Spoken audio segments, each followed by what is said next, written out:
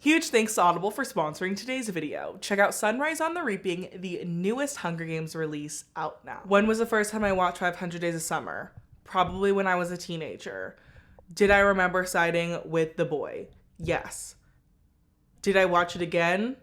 No. And it's time to finally sit down and watch it with you guys so I can really dive into my thoughts about 500 Days of Summer. The movie 500 Days of Summer kind of became a phenomenon on basing people's personality off of their opinion on this movie. Who did you side with? Did you side with the boy? Did you side with Summer? Like, there are all types of different opinions on this movie, and I feel like this is the type of movie where your opinion changes after you've experienced life, which is how most movies are, but specifically this one, because when I was a kid, I felt so bad for Joseph Gordon-Levitt. And then, now thinking back on the actual context and storyline of the movie, I ride for Summer. But I want to put that to the test and see if I still stand by those opinions, because I haven't watched this in so long, but I'm finally ready to sit down and watch 500 Days of Summer with you guys. Let's go. And as always, make sure you guys go subscribe to my Patreon. On my Patreon, I have extended releases of videos, early releases of videos,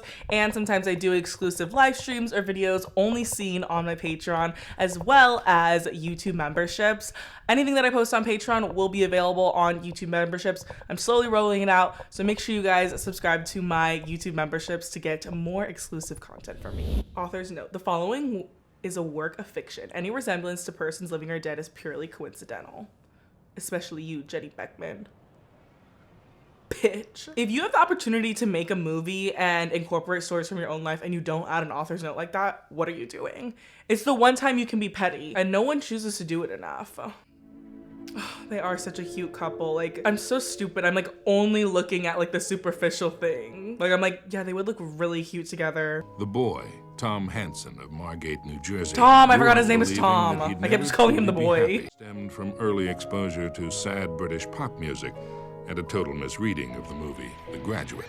Me when I watched 500 Days of Summer, a complete misreading. Me when I watched The Substance, complete misreading and misunderstanding of it. But you should know up front, this is not a love story. But if I'm watching the movie, I think I can make it a love story.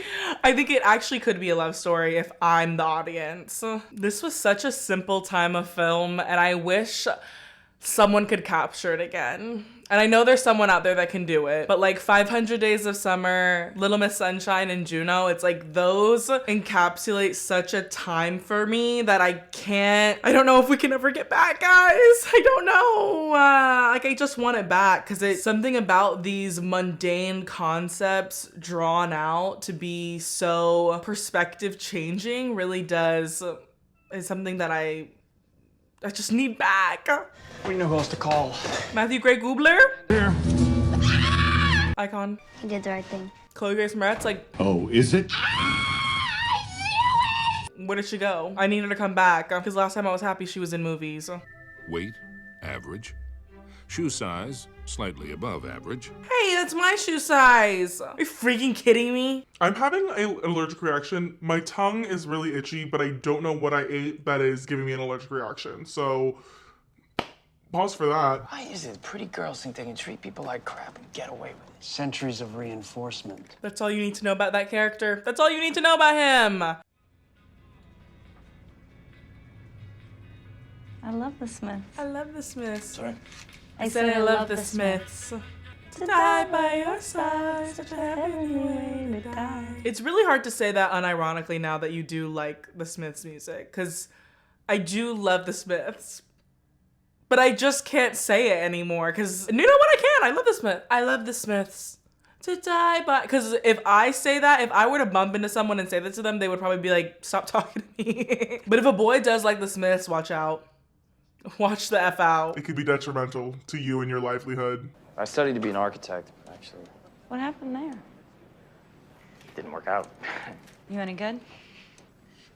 I doubt it. That line is really interesting to me, and because I'm going to sound a little more traditional when I say this, and it's going to sound kind of snooty. I think that's a really interesting line, and the reason why I'm pointing these out is because I think they set up a lot for what happens later on in the movie. Summer and Tom really is just right person, wrong time. Or maybe wrong person, wrong time. Both. I don't know. But that line of him very much underselling himself, being like, I'm like not good at being an architect. I wanted to be an architect, failed. I don't like this job. It's, if you want to entice someone romantically, selling yourself like that is really off-putting. And I've noticed that a lot when I've been talking to my girlfriends lately, when they're talking to guys. Throughout this entire movie, it is poor Tom, poor Tom, poor Tom. Even he is being like, poor me, poor me, poor me, like victim, victim, victim. You sold yourself to her as a loser and then got mad when she treated you like one. Just some food for your thought. I love how I hear this song every time I think of her. I love how she makes me feel. Mind you, this is day 154. That's maybe half a year. Maybe not even. No, it's like less than 5 months, I think. It's off. What? Me and Summer. Was it ever on? No, but it could have been in a world where good things happen to me. Yeah, well, that's not really where we live. No. Oh, he's a loser. Ew. In a world where good things happen to me, what if I killed you? It's love, it's not Santa Claus.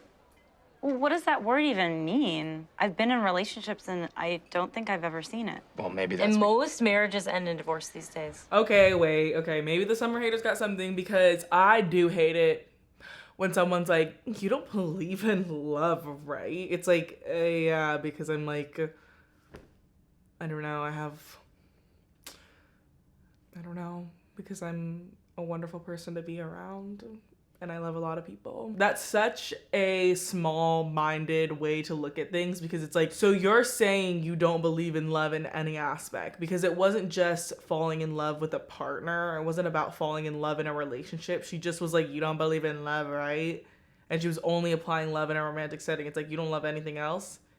You don't have any other concepts of love? Girl, don't be in a relationship if you don't want to be in a relationship, but like, geez. There's no such thing as love, it's fantasy. Oh, you're stupid. I hate you. What is it that I'm missing then?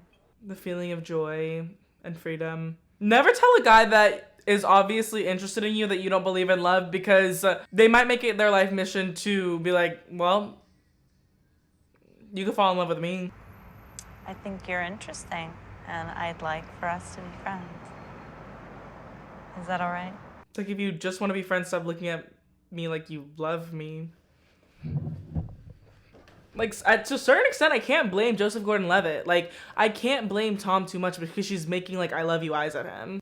It's like, close them eyes then, close the eyes. So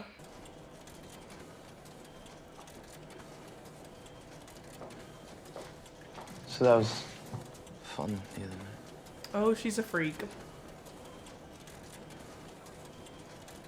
She's literally a freak. They're just the perfect, like, quirky couple, and I love it. But I also know their fate is doomed, so I can't even say that.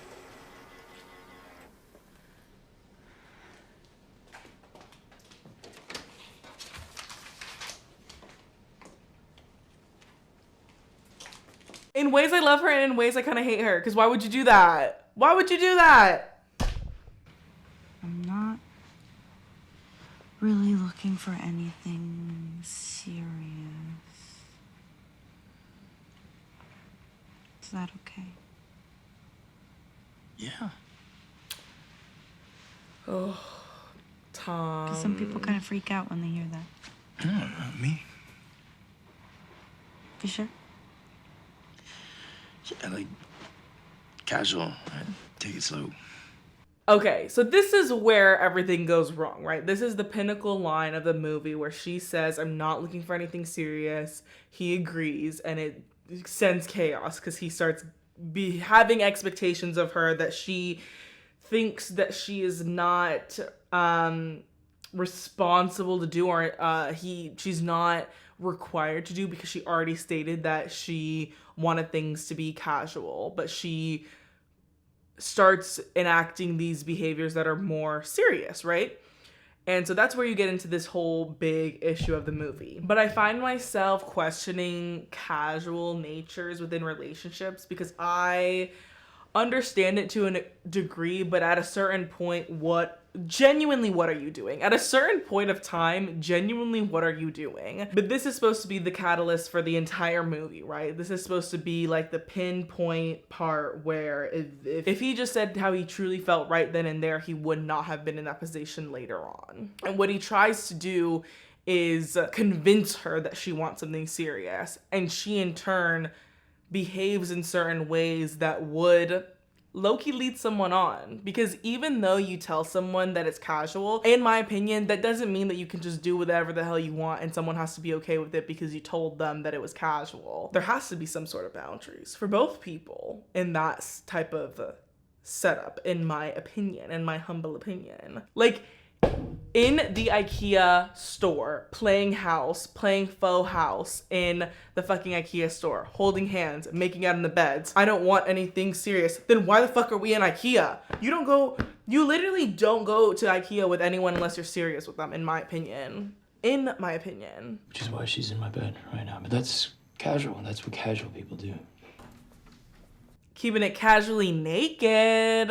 Okay, that was weird. So great to hear from you. I can't this week, but maybe next. I hope this means you're ready to be friends. What the fuck did you expect? Like, I broke up with you and you're like, maybe I could win her back. That looks pretty doable. It's like having shower sex so you're not casual. I don't know. I'm chaperone. I'm like, is it casual now? Is it casual now? I'm chaperone. Is it casual? Anything they do that's slightly romantic, I'm like, is it fucking casual? I am Tom. Like, I'm like, why would that be casual? I'm the person that's like, no, like nothing is casual. If you hold my hand, you love me. Don't hold my hand if you aren't in love with me. Maybe I'm Tom. This is my favorite spot. This is your favorite spot? Right here. Like, it's not casual if I'm taking you to my favorite spot. Well, the buildings need to be integrated better, so we can maximize light capacity here. If an architecture boy drew up a draft of buildings on my arm and it looked like that, I would get it tattooed. And that's how you know I'm not casual. That's how you know I'm not casual. Because I would get that tattooed. I'd be like, this is so beautiful. I need it on my body forever. No, I dream sometimes about... Maybe I'm on Tom's side because it's like, if you're doing this, I'm gonna fall in love with you. Don't pick off eyelashes if you don't want to fall in love with me. Like, honestly, like, maybe I'm a Tom sympathizer. Maybe I'm a Tom sympathizer. I don't know, because now I'm low-key, I'm kind of with him because this is also Tom's perspective. This is also him telling Chloe Grace Moretz what's happening. Which is why the next 6 words changed everything. I've never told anybody that before. Yeah. I guess I'm not just anybody. Okay, he took what she said and he was like, well, I guess I'm unique and individual and like maybe the only person that you can trust. Like, he definitely took what she said and was like, he ran with it. I'm not just anybody. I'm your lover. The one that you confide in. Yeah, no, I mean, like, what's going on here with us? I don't know. Who cares? Ooh, it stings. It does sting. That is kind of annoying though. If I asked someone what we were doing and they just were kind of like, but I'm like having fun, so like, what does it matter? Like, it always matters. The only way it doesn't matter is if you're with someone who is on the exact same page as you. Can't believe this is your boyfriend.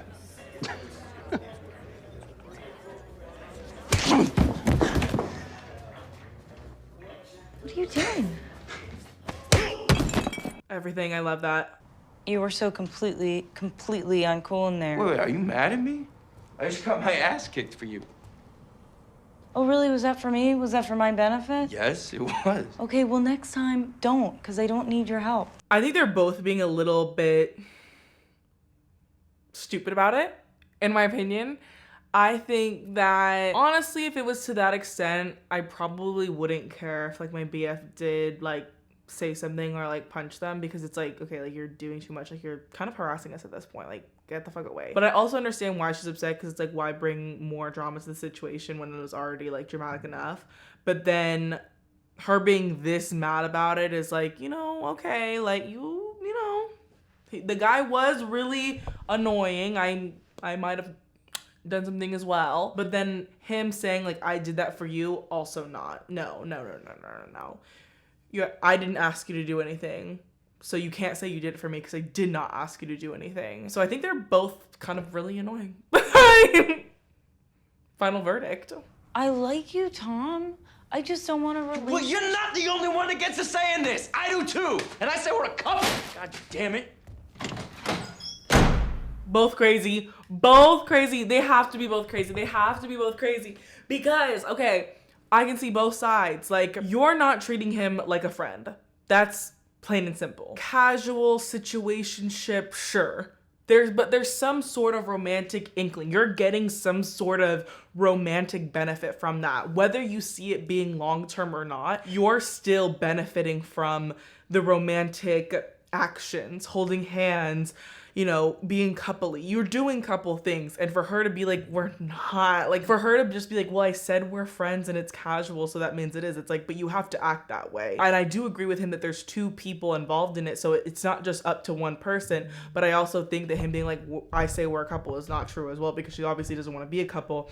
But then if she doesn't want to be a couple, then she has to set those boundaries, because you're dealing with another person that also has say, that also has feelings.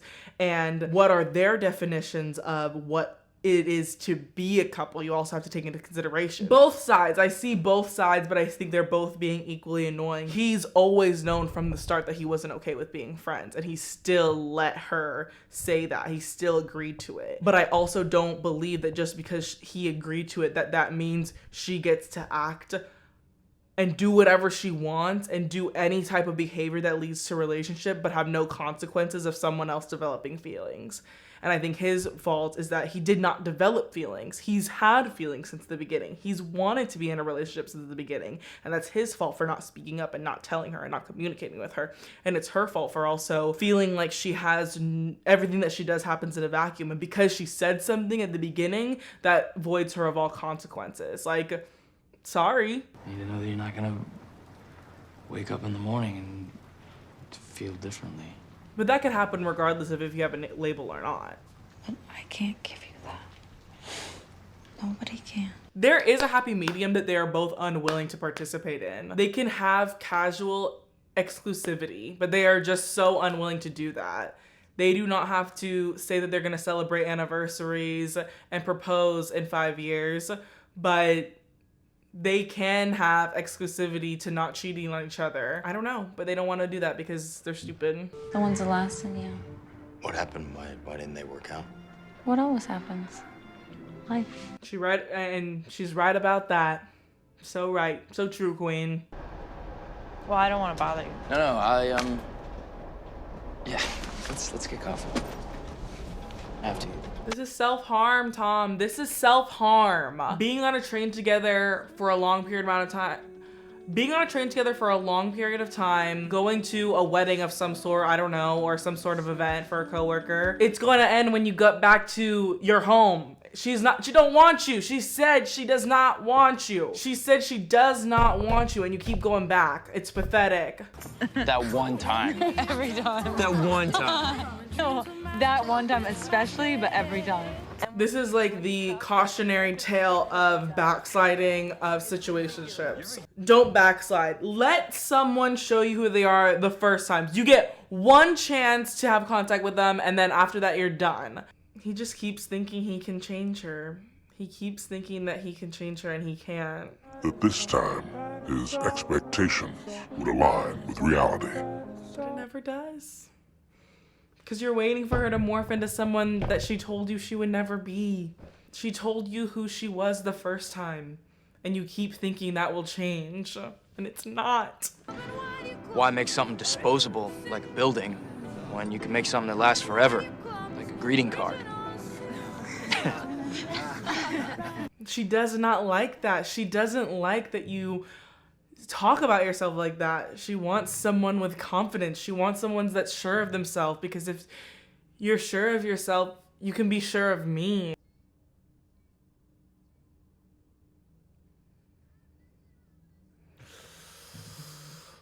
Oh my God, I did not expect that. I mean, I knew she gets engaged, but I just didn't know it was in this scene. And she didn't even tell him. She didn't even tell him that herself. And was she required to? I guess not.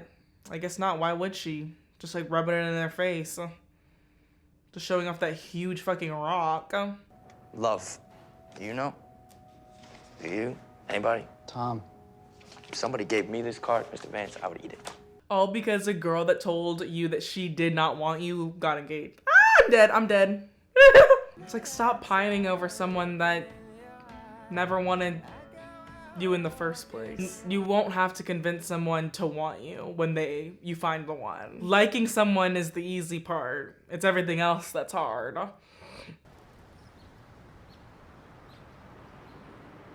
Hey, Tom. This is my fucking spot, bitch. What are you doing here? This is my favorite spot. It's my favorite spot. I showed you this spot. I would be pissed. I don't care who was right or wrong in the relationship. If we're not together, I would be like, this is my fucking spot. Wedding and we were dancing. Well, he hadn't asked me yet. But he was in your life. Yeah, So why'd you dance? because I wanted to. Oh, and that's all you do is what you want to do. You just do what you want, don't you? I didn't even know who was gonna say that. No, like, fuck her for saying that. Honestly, I am not even, okay, I hate both of them. I, like, don't even like any of them. I'm not on anyone's side, but, like, honestly, it's like, no, it's like, you know that by wedding point, you guys have already had a scuffle. You already knew how he felt. And you still were like, both of them, they both still engaged in it knowing how each other felt. He knew that she didn't change her ways, that she didn't like him, and she knew that he had a massive, massive love for her, even though she don't believe in love. She knew he was infatuated with her and still decided to participate in that. And he knew that she didn't like him and still participated in that. I just woke up one day and I knew Knew what? what I was never sure of with you.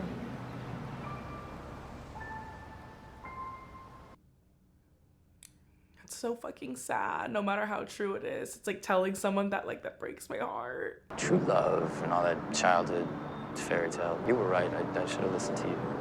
No. She wasn't right. You were, because she didn't believe in it and it fell into her lap. It was destiny. It was meant to be. And I just kept thinking Tom was right. No. He's like, please don't fucking say that, you bitch. Just like, please don't. It just wasn't me that you were right about. That is so fucking sad. Like, it is. It's so much worse to be like, there was nothing wrong with you. There was nothing wrong about the connection we had other than that we just weren't for each other. It's so sad. It is. Regardless if you're on Tom or Summer's side, like, the idea that you can have this life with someone and these experiences and get told over and over again that the reason why you can't be together is because one person doesn't want a relationship, and then they get married. And he still thought that she was the one, but she wasn't, because you don't want the one to be someone that has questions about committing to you. That's not the one. You want someone that is sure of you. My name's Tom. Nice to meet you. I'm Autumn. I would kill myself. I think this movie can be so amazing depending on how you look at it. You can look at it as it's so sad that they didn't end up together, and you can also look at it as fate and destiny. And I think my main thing that I take away from it is, like, it's not hard to be sure of someone. In my opinion, all the doubts that I've had in relationships, and I look back on my former failed relationships and I think about all the doubts I had, and you shouldn't have to convince yourself to be sure of someone. We all go through conflict in life and issues and problems and disagreements, but if there's one thing is to be sure of someone.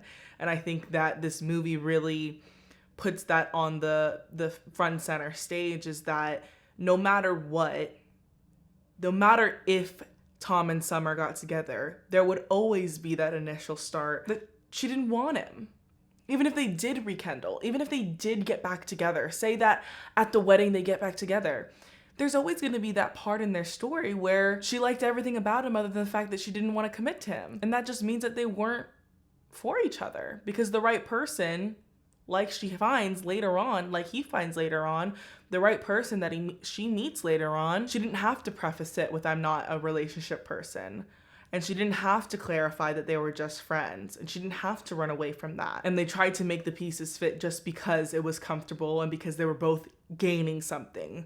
For her, it was this stand-in boyfriend that she got to hang out with and do the romantic things without committing. And he got to have a piece of her, even if that wasn't her fully. And I think that in that sense, they both have their flaws, and they both are self-destructive and hurting people in the process. But I also see both of their perspectives as well. I see the hurt that he feels, and I also see the validity in her stance of knowing what she wants. But I don't think either side is victimless or faultless. I think they both have fault in that, and I think that's ultimately why they can never be together, is because they could never understand each other. And still at the end of the movie, he really doesn't understand her.